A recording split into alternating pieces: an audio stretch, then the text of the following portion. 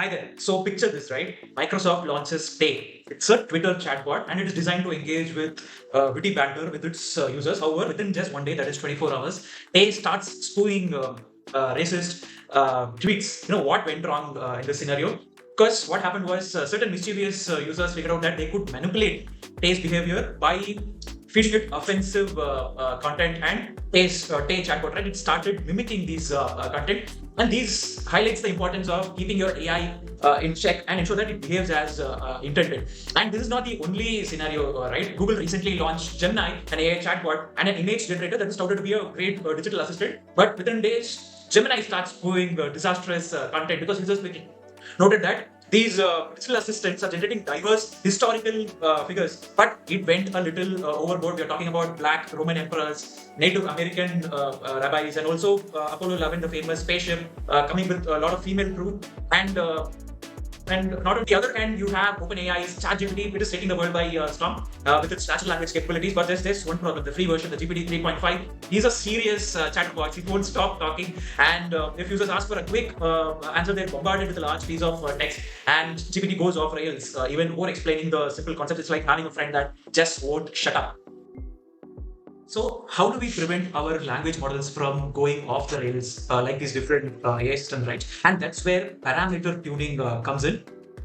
That is, by adjusting certain key parameters in your prompt lab, we can guide our large language models to generate high quality, relevant, and appropriate text. And this process of tweaking your parameters has been made ridiculously easy in What's Next AI. By you can just through click of a button, you can tweak the parameters. For our example, let's go and create a marketing email, right? Let me select the prompts from the saved sample prompts, creating marketing email generation, right? Okay, generate a 5 sentence marketing message. These are the characteristics. Okay, so now let me change the foundation model to FLAN 20 billion, right? Okay, selecting FLAN, created by Google. Okay, generate a 5 sentence marketing message. Yep, generate. So as you can see, the FLAN 20 billion parameter model has the capacity to hallucinate, that it will make up stuff. You know, it is currently generating a phantom number that we didn't just give, right? 71385214111. Now let's go ahead and modify some of these inference parameters, right?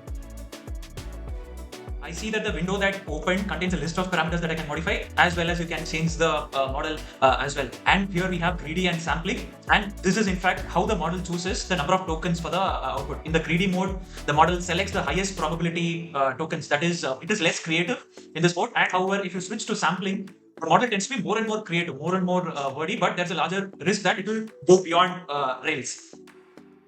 And the parameter temperature varies from 0 to 2. It is essentially how creative you want your model to be. The default is set as 0.7 or 0.8. This means that the model is allowed a certain creativity, but if you increase the temperature, it will be more and more creative. And your top P is nucleus sampling. I won't go into the details of how it is calculated and how it is measured, but higher the value of top P, then it is more and more random because it has a larger pool of words to select from. And if you increase it, then the candidate words makes the outcomes more and more creative. And top K is also an integer that ranges from 1 to 100. And like top P does not the probability of words, but the most likely output of words. For example, if let's say that I have top K of 3, then the model will choose randomly from the top 3 most likely words of the sentence forming. And random seed is an integer that ranges from 1 to 5 million or something. And repetition penalty is a value set between 1 and 2. Basically, how repetitive you want your model to be, right? And let's say if you have a probability of 1, it means that it is allowed repetition, and 2 prohibits it. And stop sequences, perhaps, let's say after a certain word, you want the model to stop its output, right? So these are a quick summary of the parameters that are allowed to be modified in the WhatsApp.ai prompt lab. And another thing to keep in mind is the number of tokens. Typically, you're charged by the number of tokens. So keeping your maximum number of tokens in a high number can be a costly proposition. And for this particular exercise, I have a default temperature for creativity of 0.8, top P of 1, top K of 50, random seed of 111, and repetition penalty, no repetition, right? So let's see how this output is generated now. Okay. Now I do see that it has hallucinated again. Now let's try changing the parameters and adding one more instruction in the details. Do not add any additional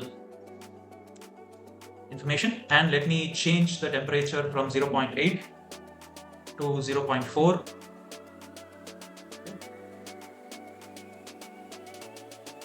So reducing the temperature has in fact eliminated the hallucination. Now I'm getting a much less verbose answer that isn't random. Now let me keep the temperature as 0.8. However, reduce the top P as 0.5, right? Okay, Golden Bank is offering a free account with no fees, interest rate and a minimum balance to apply. Click the link below. Yes. Now let me keep the top P as 1, temperature as 0.8. However, reduce the top K to 25.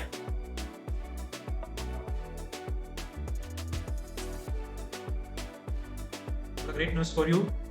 Don't miss up, sign up by. Yes, I'm getting different answers if I'm tuning the parameters differently. Now let's in fact increase my temperature and also increase my top K. Make sure that I don't have any repetition, but instead of maximum 200 tokens, let me have it as 400, right? It will probably be too wordy and verbose, but let's just check it out. We'd like to tell you more about the Golden Bank and no fee checking. There's no monthly service charge, no minimum balance. Yes, first of all, there's no minimum deposit required. So it has in fact hallucinated. So it might look like when we are varying the values of top P or top K, it seems to have little to no effect. But remember that the model determines how many possible next tokens and what are the different probabilities of the next text, right? So there are a lot of possible words and tokens. However, how you design the model or how the model is trained or how you vary these different parameters can have different effects.